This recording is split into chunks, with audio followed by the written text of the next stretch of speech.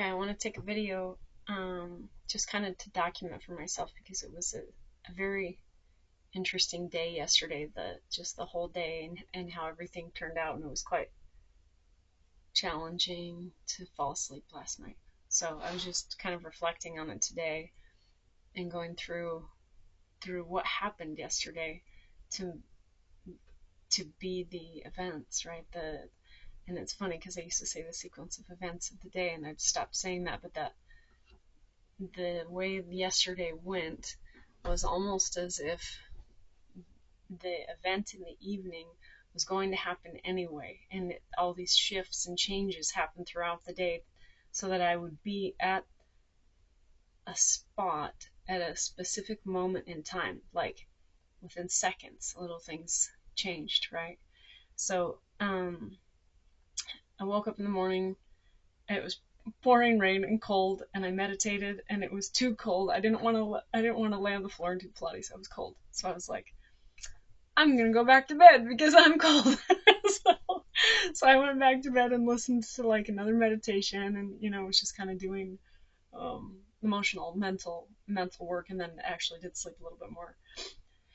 So then I got up and, took care of emails, stuff like that, called a bunch of different stores and kind of streamlined where I wanted to go to look at concrete supplies and grinding supplies and metal and stone and tile. And, I had about 10 stores I wanted to stop at. So I was looking at which ones I wanted to stop at in which order.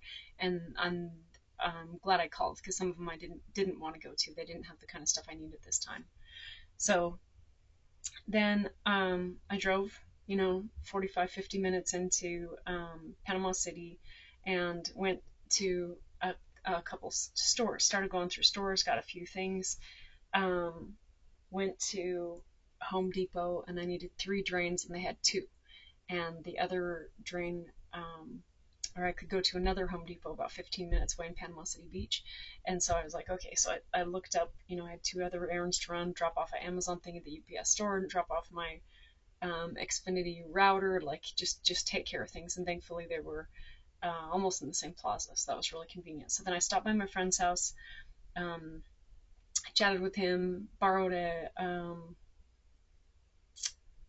wet vac and a multi-tool.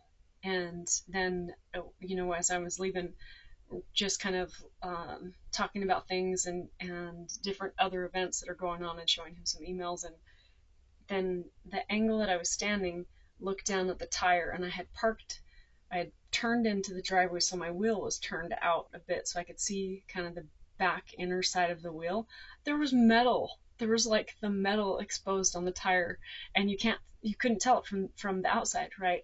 And so I called and found a tire company, decided to go to the tire company, and realized at that time my phone had been, I don't know for how long, because daylight savings time changed and I'm out here where time doesn't actually matter. My phone is an hour ahead. And so I thought, oh, it's 4:30, or it was like, on my phone said 5:30. It's 5:30. I'm like not going to catch a tire store. I was a little bit nervous, and he was like, it's 4:30. What are you talking about? So I reset, or turned my phone on enough and reset it, and got back on time with everybody else, which makes sense because I missed like 2 appointments, and I didn't understand how because I was actually early.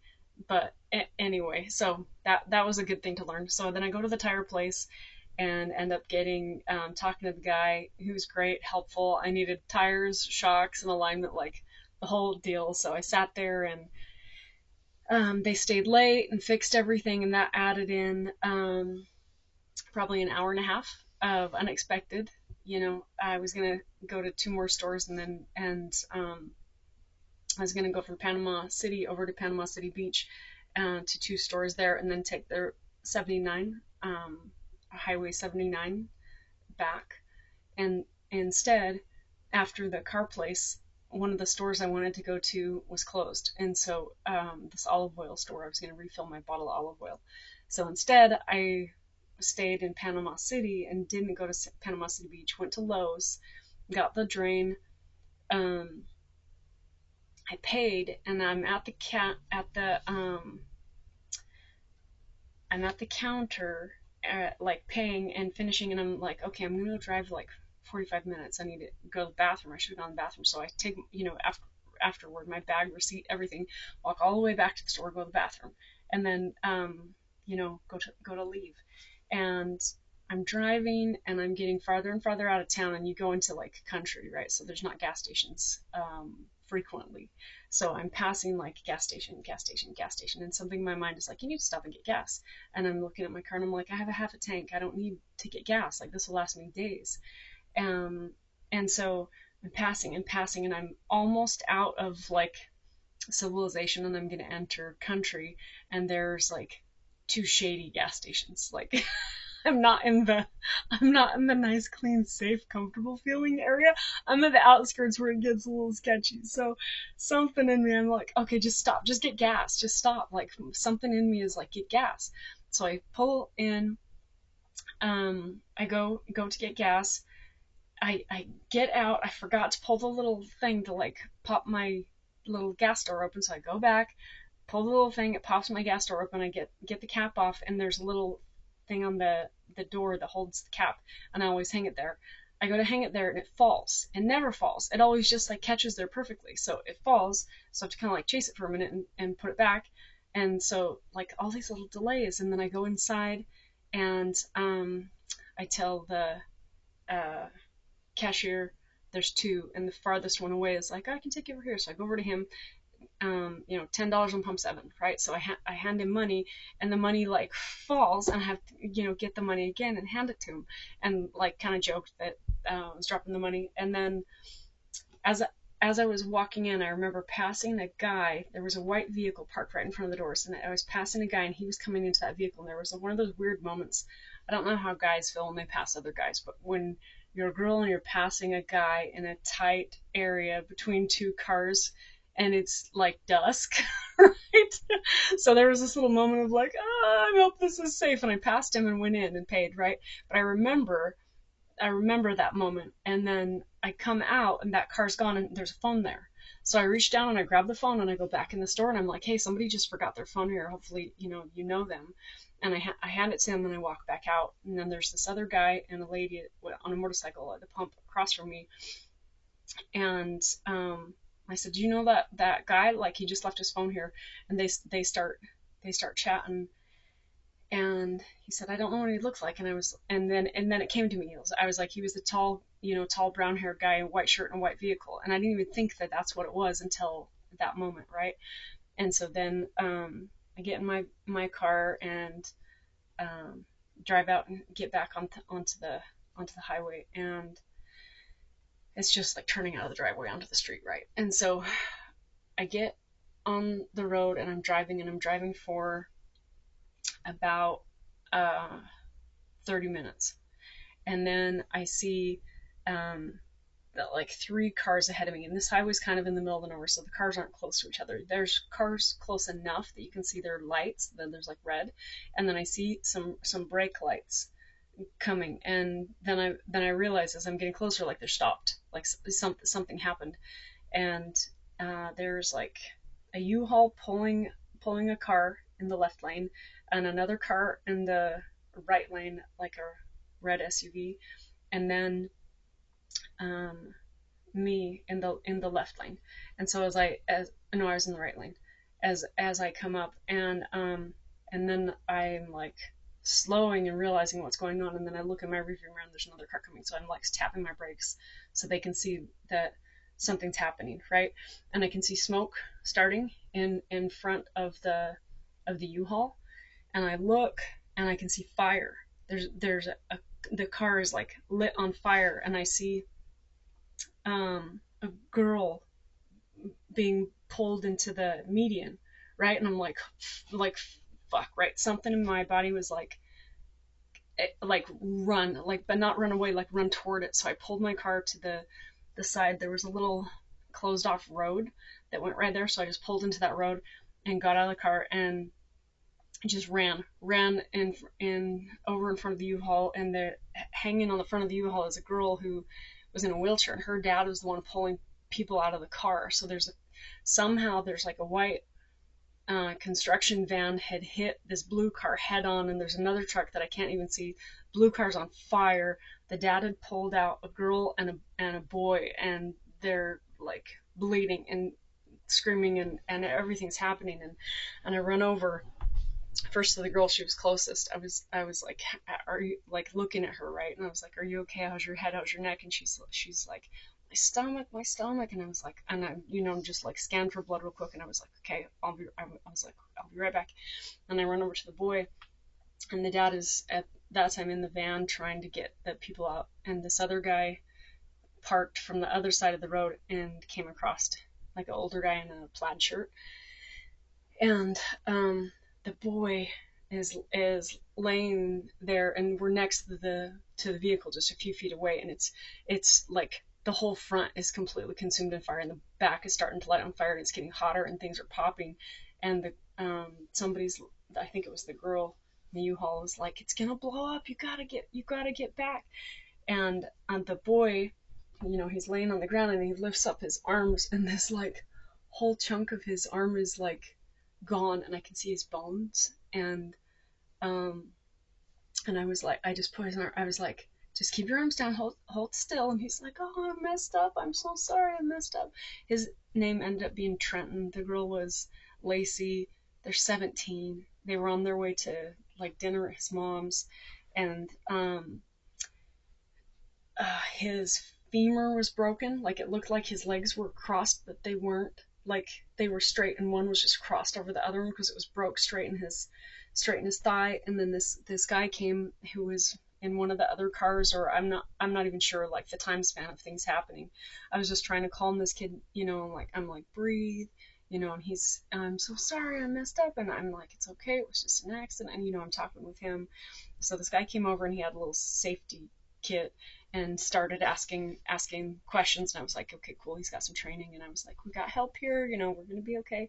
And we needed to move him because more pieces of that car are lighting on fire, and it's like booming and popping and getting hotter and hotter. And we can't pull his arms. Like, at first I like go to move his arm, and then I think there was me and the guy in the plaid and the younger guy, and we start to move him, and he was like, oh, my leg. And then the guy with the safety kit said, lives over limbs. And I was like, tell me what you need to do, right? So we grabbed him under his armpits and around the waist, and just dragged him back maybe 15 feet into the median grass. And he's screaming, and he's hurt. And then some more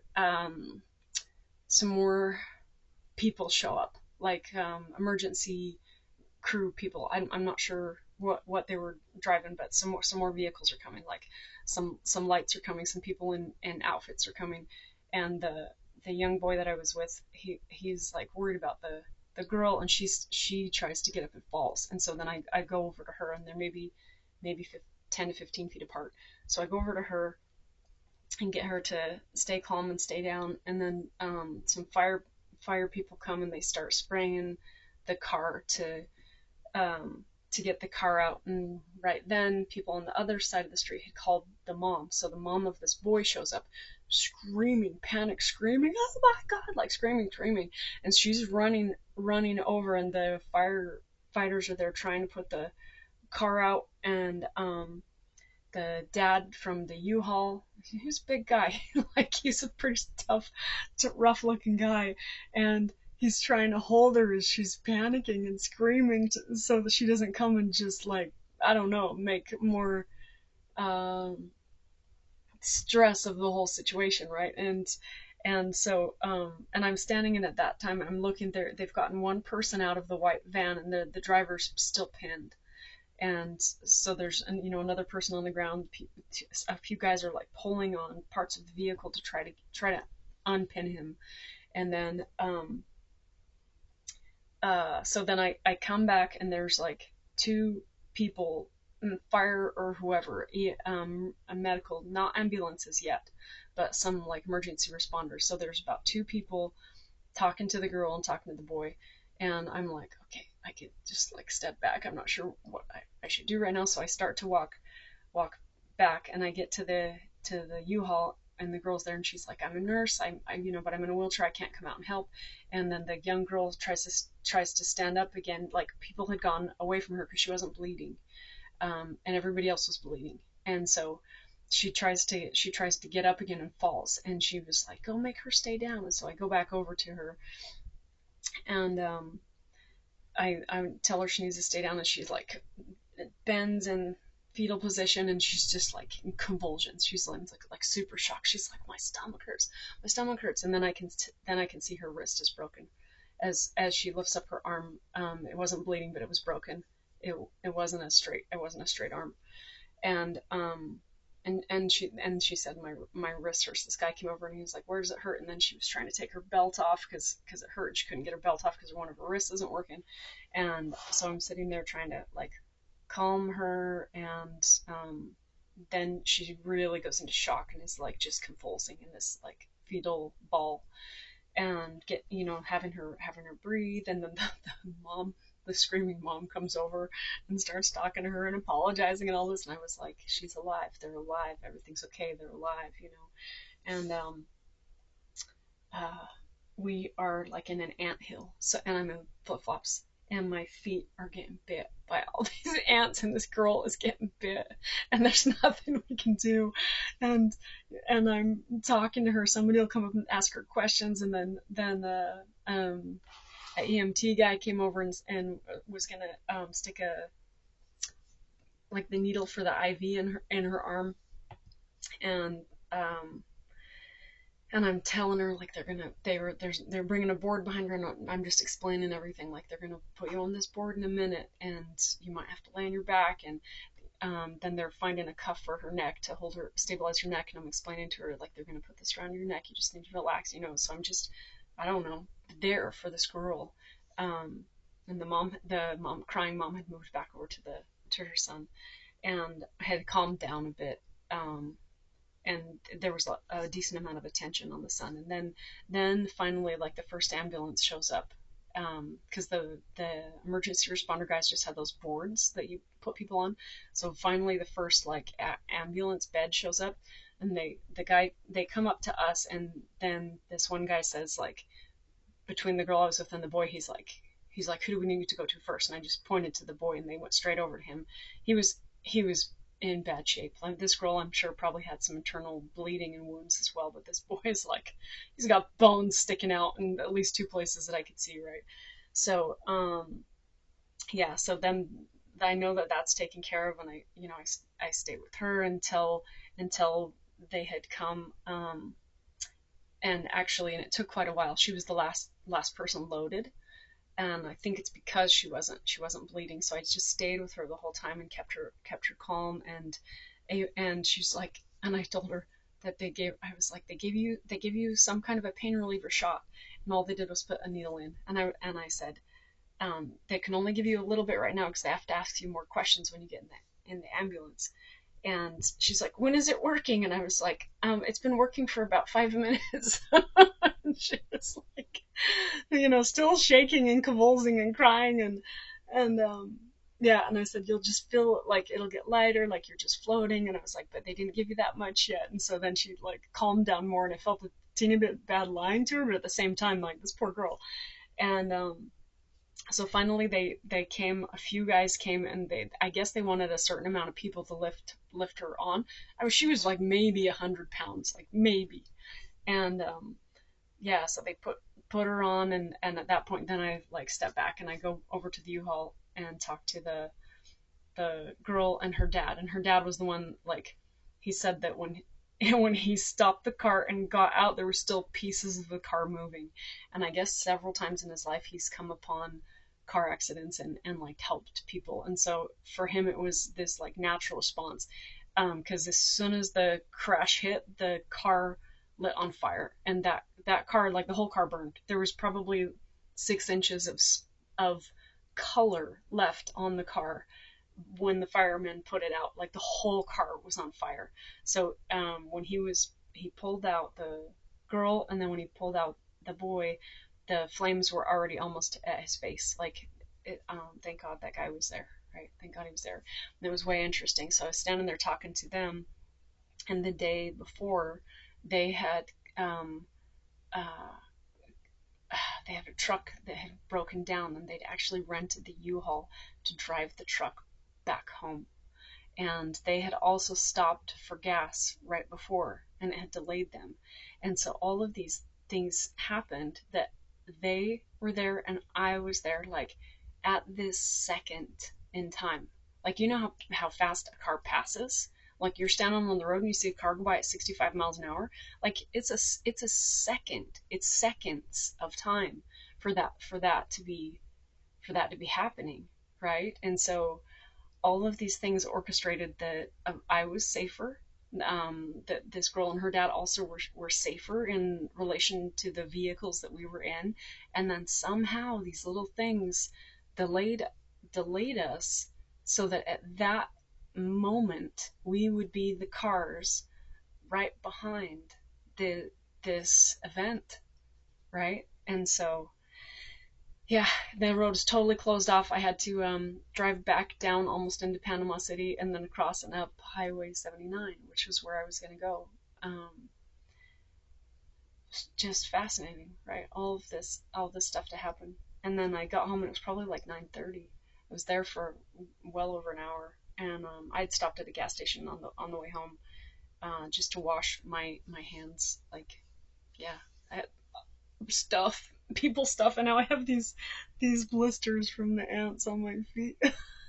And they hurt, and one in between my fingers, which is like the worst. But yeah, just, one of the things that I had recently had a discussion with was like being alive is a gift, right? Yeah. And for some reason, being with this young girl and then calming her and calming this boy. Oh, one thing that was way interesting that this boy said, as like the car is blowing up. I think it was after we moved him away from the fire, and then he like puts his head up, and the fire's like kind of the direction of his feet. Right, he puts his head up, and he's like, "Is this real? Is this really happening? Is this real life?" It was it was great, and I was like, yeah, there's been an accident, and then he again was apologizing. I was like, it's an accident, nothing's on purpose, it's just an accident. So, but that was yeah, this, as he's coming in and out of shock and figuring out what the fuck's going on. Is this real? Is this real life? Is this really happening? So yeah, got home late, couldn't go right to sleep, showered, ate something, looked for spices on Etsy. I was just, it was a lot. It was more to process than I thought. And then and even throughout the day, just thinking of it, thinking of all those little things, all those little things throughout the day. I would have been home hours earlier, right? And even just those little tiny things, dropping the money, dropping the cap, passing that guy, picking up his phone, like all these little things just to align those seconds. So yeah, just fascinating. I don't know, some of those things, it's like predetermined, and somehow we were all going to be there. It's amazing.